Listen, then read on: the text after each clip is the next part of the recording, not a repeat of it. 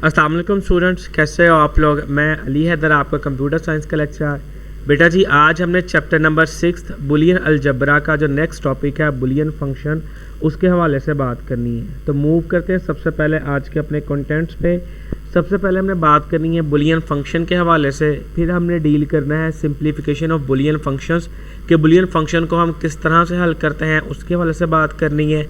फिर उसके बाद हमने डील करना है डिसएडवांटेजेस ऑफ यूजिंग बुलियन लास के बुलियन लास को इस्तेमाल करने के नुकसानात क्या है और इनका अल्टरनेटिव वो कौन सा ऐसा अमल है जिसको हम अपनाएं तो हमारे आंसर्स ज़्यादा बेहतर होते हैं।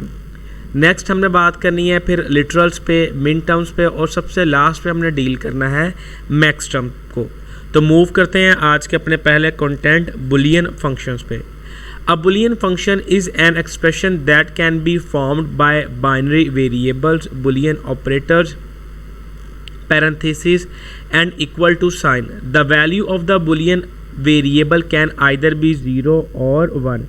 कि Boolean function एक ऐसा एक्सप्रेशन होता है जो Boolean variables, Boolean operator, parenthesis और इक्वल टू के साइन के मिलने से बनता है। यानी कि ये चार चीज़ें इसके बेसिक कंपोनेंट्स हैं बुलियन फंक्शन के। ये जब चारों चीज़ें मिलती हैं तो हमारे पास एक बुलियन फंक्शन बन जाता है। The value of Boolean variable can either be 0 or 1 कि जो वैल्यू है बुलियन वेरिएबल की या तो वो 0 होगी या फिर 1 होगी। और जब हम इस किसी भी बुलियन फंक्शन को हल करते हैं तो हल करने के बाद जो हमारे पास आंसर आता है वो भी हमारे पास 0 या 1 की फॉर्म में ही होगा। या तो वो आंसर 0 होगा या फिर वो आंसर 1 होगा। The Boolean expression x plus y contains two Boolean variables x and y। अब Boolean जो expression है x plus y वो दो variables x और y पर मुश्तमिल है। Suppose a function f is as follow। फ़र्ज़ करें यहाँ पे एक function f है, उसको वो हमारे पास 10 तरीक़ों से काम करेगा। f takes two Boolean constants 0 or 1 as input कि f यहाँ पे दो Boolean constants को लेगा इनपुट के तौर पर। वो 0 भी हो सकता है और 1 भी हो सकता है। यानी कि फॉर एग्जांपल अगर x की वैल्यू 0 है तो y की वैल्यू क्या होगी, 1 होगी। और अगर y की वैल्यू 0 है तो x की वैल्यू हमारे पास 1 होगी। वो एक दूसरे के साथ उल्ट लेगा। f then calculates the value of the above expression at the input values कि अब जो हमने इनपुट की हैं वैल्यूज़ उनको इस्तेमाल करते हुए वो उनकी कैलकुलेशन करेगा एक्सप्रेशन की, कि उनको हल करेगा। The calculated value is the final answer of the F. अब जो कैलकुलेटेड वैल्यू होगी, जो आंसर आएगा हमारे पास, वो हमारे पास क्या होगी जी, वो फंक्शन एफ की वैल्यू होगी फाइनल। जिससे हमारे पास x प्लस वाई एक्सप्रेशन है। अब x की वैल्यू 0 है, y की वैल्यू 1 है, तो 0 + 1 = 1।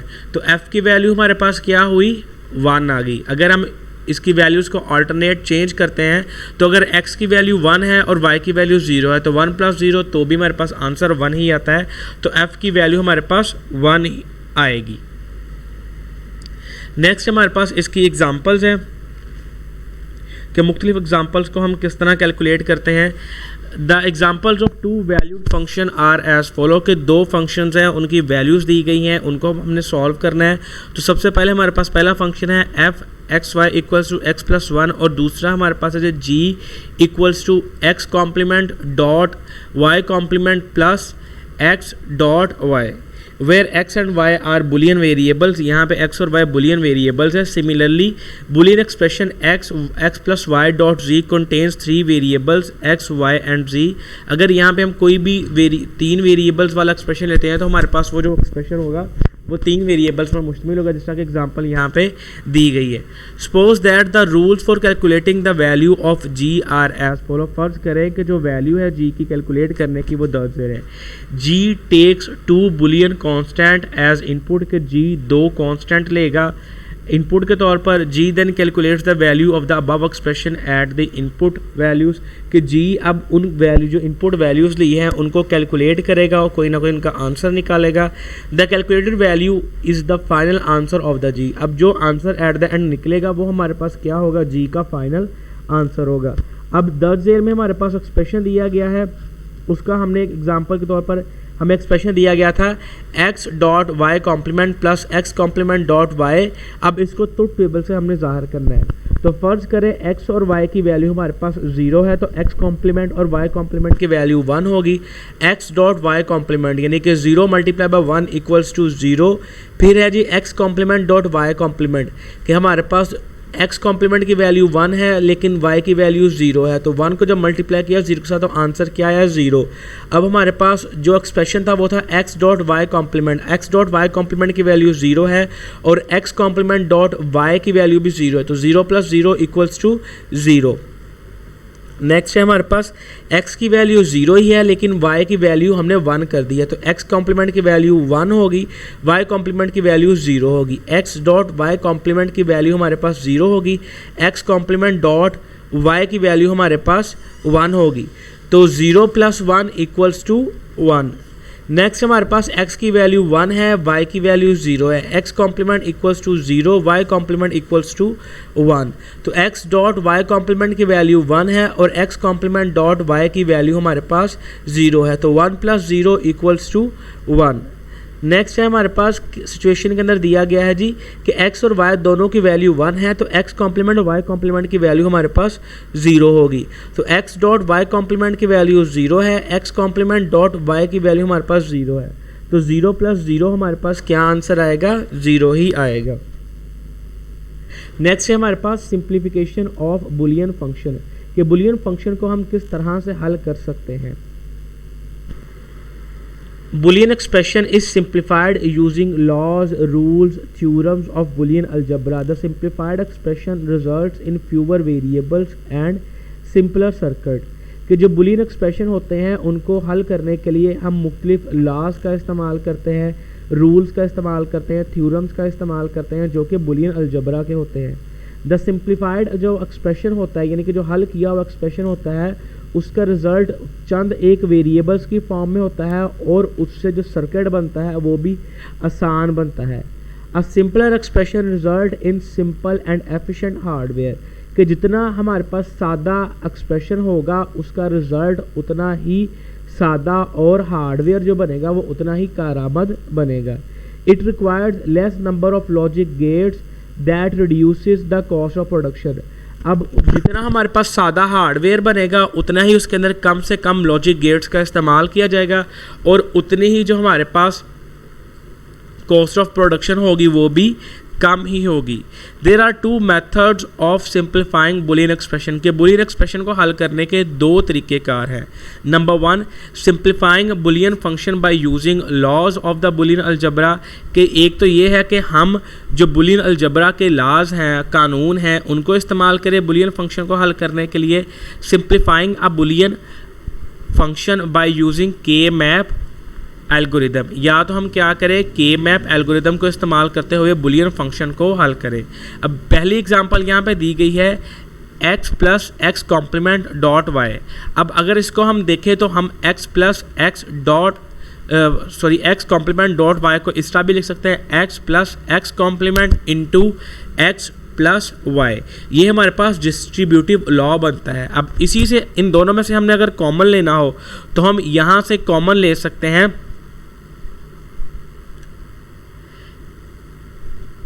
यहाँ पे उसने आगे क्या किया हुआ है इसको ऑक्सियोम्स में कन्वर्ट कर दिया हुआ है कि x plus x complement equals to 1 है, तो x प्लस एक्स जो पहले हमारे पास वैल्यू थी x प्लस एक्स कॉम्प्लीमेंट उसको क्योंकि उसकी वो ऑक्सियोम के बराबर था 1 के तो उसका जगह पे उसने 1 पुट कर दिया और 1 को जब मल्टीप्लाई किया x प्लस वाई के साथ तो आंसर सिंपल हमारे पास x प्लस वाई आ गया। यहाँ पे हमने मुख्तलिफ लॉज को इस्तेमाल किया है। ठीक हो गया जी। अब नेक्स्ट है हमारे पास एक्सप्रेशन है G x complement dot Y dot जी plus x dot Y complement plus x complement Y into Y complement into G complement. अब इस एक्सप्रेशन को ऐसे ही हमने लिख दिया और इसको पहले हमने लिखा जी कम्यूटेटिव लॉ के मुताबिक, तो वो होगा जी x complement dot Y dot जी plus x complement dot Y complement dot जी plus x dot Y complement. अब यहाँ पे हमने डिस्ट्रीब्यूटिव लॉ इस्तेमाल किया है तो x dot x complement dot z और जो पहले दो एक्सप्रेशन हैं उनमें से हमने जो x कॉम्प्लीमेंट और z है वो कॉमन आते हैं, उनको कॉमन ले लिया है और पीछे बचा y डॉट y कॉम्प्लीमेंट। तो वो हमारे पास जो एक्सप्रेशन था ऑक्सियोम y प्लस y कॉम्प्लीमेंट वो बराबर होता है 1 के, तो उसकी जगह हमने 1 पुट कर दिया तो हमारे पास आंसर आया जी। अगला एक्सप्रेशन होगा हमारे पास x complement dot z into y plus x dot y complement. तो एट द एंड जब x कॉम्प्लीमेंट डॉट z से 1 मल्टीप्लाई हुआ तो आंसर वही आएगा। तो एट द एंड हमारे पास आंसर आया जी x complement dot z plus x dot y complement. Example number 3 है, इसी की हमारे पास है जी आगे फंक्शन दिया हुआ है x dot z plus x complement dot z dot y। अब इसको सबसे पहले हमने एसोसिएटिव और कॉम्पिटिटिव लॉ के हवाले से इसको डील किया। तो x dot z plus x complement dot y dot z। अब यहाँ पे हम इन दोनों में से z जो था मल्टीप्लाई हो रहा उसको हमने कॉमन ले लिया, तो पीछे हमारे पास क्या बचा x plus x complement dot y into z। अब x कॉम्प्लीमेंट डॉट y की जगह हमने इसको फिर इंडिपेंडेंट जो एम्डोम्टेंट लॉ था जो हमारे पास ऑक्सियोम था उसको हमने यूज़ किया यहाँ पे। तो x dot x plus x complement dot y equals to x plus y था, तो हमने सिंपल उसको x plus y into z लिख लिया। तो जब z उसके साथ मल्टीप्लाई हुआ तो हमारे पास आंसर आया x dot z plus y dot z। ये डिस्ट्रीब्यूटिव लॉ के अकॉर्डिंग हमारे पास आंसर आ रहा है। नेक्स्ट है हमारे पास disadvantages of using Boolean algebraic laws, कि बुलियन अलजेब्रिक लॉज को इस्तेमाल करने के नुकसानात हमारे पास क्या क्या है बुलियन फंक्शन को हल करने के लिए, बुलियन एक्सप्रेशन को हल करने के लिए। The disadvantages of using Boolean algebraic laws to simplify Boolean expression are as follow, कि जो डिसएडवांटेजेस है बुलियन अलजेब्रिक लॉ को बुलियन अलजेब्रिक लॉज को इस्तेमाल करते हुए बुलियन एक्सप्रेशन को हल करने के वो दर्ज झेल है। Number 1, it is very difficult to write a program that can use these laws to simplify a given boolean function, कि ये बहुत मुश्किल है कि ऐसे प्रोग्राम को लिखना जो कि इन लॉज को इस्तेमाल करते हुए किसी भी बुलियन फंक्शन को हल करता है। Number 2, this process may not give the best simplified function। अब ये जो प्रोसेस होते हैं ये हमें सबसे उम्दा जो सिंप्लीफाइड फंक्शन प्रोवाइड नहीं करते। Different peoples can have different simplified expression, जो मुख्तलिफ लोग होते हैं वो मुख्तलिफ हमारे पास सिंप्लीफाइड एक्सप्रेशन प्रोवाइड करते हैं एक ही फंक्शन के। Number 3, a Boolean function is needed for this purpose to work, एक जो बुलियन फंक्शन होता है उसको इस काम मकसद के लिए काम करना चाहिए। The actual Boolean function is not available in most engineering application, कि जो एक्चुअल बुलियन फंक्शन होता है वो ज़्यादातर जो इंजीनियरिंग एप्लीकेशंस होती हैं वहाँ उनके अंदर अवेलेबल नहीं होता। Only the truth table of the required function is available, सिर्फ और सिर्फ उसका ट्रूथ टेबल ही वहाँ पे चाहिए होता है। तो अब ये हमारे पास दर्ज झेल सारे के सारे नुकसान थे। अब इसका जो ऑल्टरनेट था वो हमारे पास क्या था, Maurice Karnaugh introduced an other method of simplifying Boolean expression to overcome the above disadvantages, कि मॉरिस कैरनॉफ ने एक और हमें जो मेथड था उसका मुतारफ़ करवाया बुलियन एक्सप्रेशन को हल करने के लिए ताकि इन तमाम के तमाम नुकसानात से बचा जा सके। This method is based on Boolean algebraic laws but has no advantages. अब ये जो मेथड था ये बुलियन अलजेब्रिक लॉज पर ही मुश्तमिल था, उन्हीं की बुनियाद पर था, लेकिन इसके कोई भी नुकसानात नहीं थे। The method is known as K map method of simplification. अब इस तरीके कार को हम के मैप मेथड ऑफ सिंप्लीफिकेशन का नाम देते हैं। नेक्स्ट है हमारे पास लिटरल्स।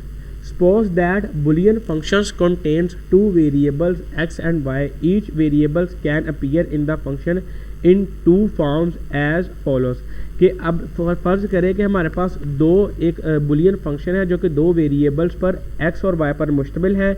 अब जो हर वेरिएबल होगा वो हमारे पास जो फंक्शन में अपीयर होगा वो दो तरीक़ों से होगा और वो दर्ज झेल है। Number 1, the variable may appear itself, के वेरिएबल जो होगा वो अपने आप को खुद ज़ाहिर करेगा।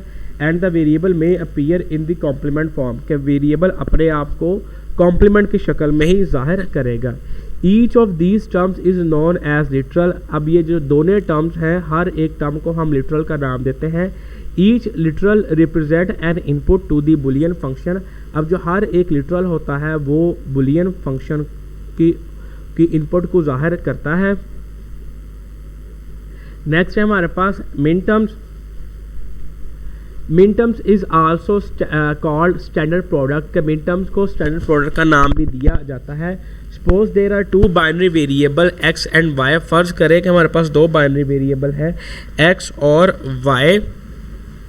देर are 4 possible combinations using these variables. अब इनके 4 पॉसिबल कॉम्बिनेशन बन सकते हैं इन वेरिएबल्स को इस्तेमाल करते हुए।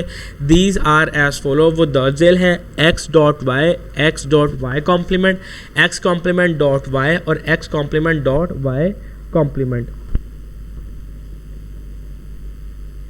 These are called standard product और min terms with 2 variables। अब ये standard product या min terms कहलाते हैं दो variables के साथ। The following truth table shows 4 min terms 2 की power 2 equals to 4 for x and y variables।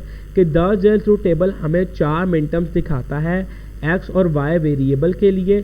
Each min term is obtained from and terms by taking the complement of the binary variables if its value is 0।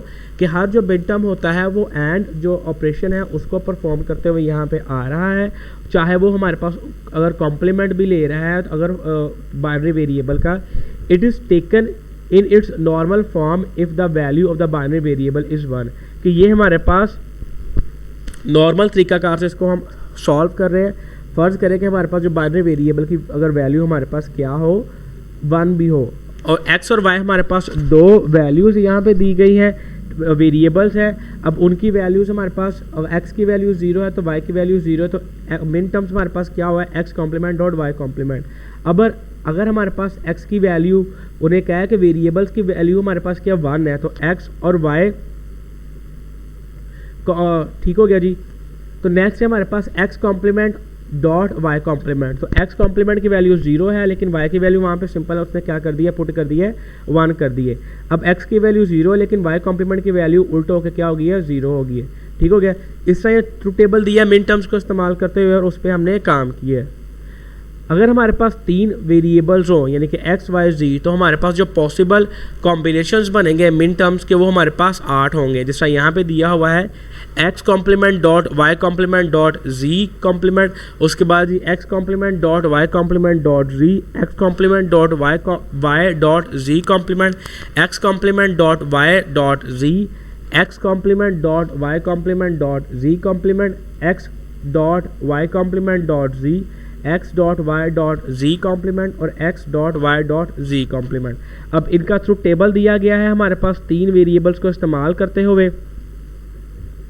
फ़र्ज़ करें हमारे पास तीनों variables की अगर value 1 है तो हमारे पास इनके जो वेरिएबल्स की जो कॉम्प्लीमेंट्स की वैल्यू क्या हो जाएगी 0 हो जाएगी। इस तरह उनके कॉम्प्लीमेंट्स के हवाले से उनको उल्ट करके यहाँ पे दिखाया गया, उनकी वैल्यूज़ को शो किया गया है।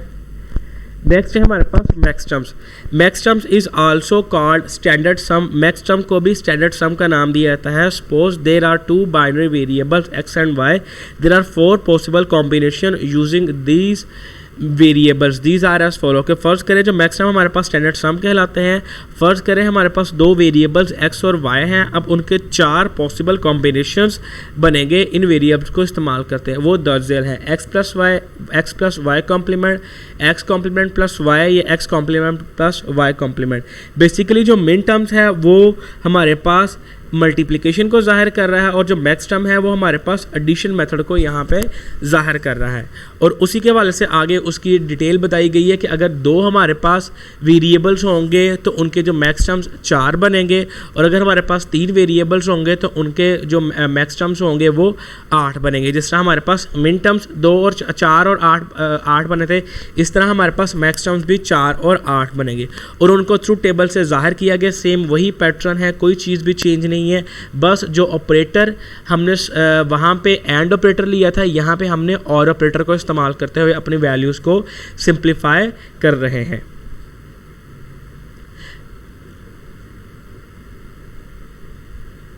थैंक यू बेटा जी। अगर आज के लेक्चर के हवाले से आपको किसी चीज़ में कोई इशू हो तो इस ईमेल एड्रेस पे आप रब्ता करें। फ़ी अमानिल्लाह बेटा जी।